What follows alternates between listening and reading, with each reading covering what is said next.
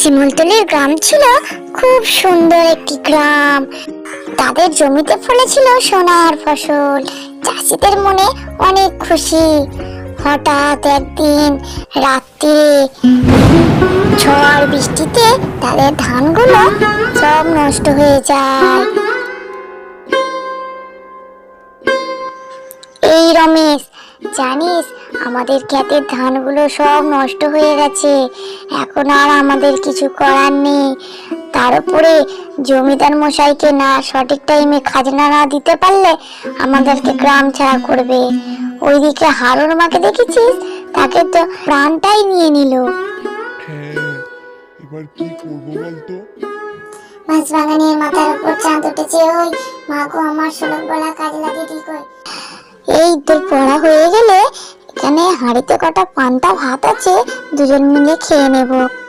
দূর দিদি, পান্তা ভাত ভালো লাগে না।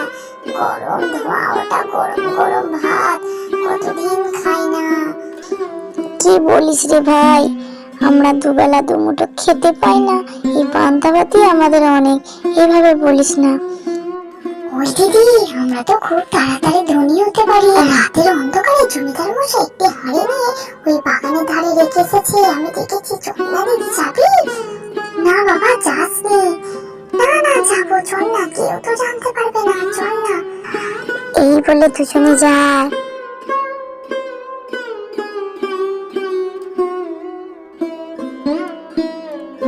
দেখ দিদি, কত সোনা, কত হার, কত সুন্দর।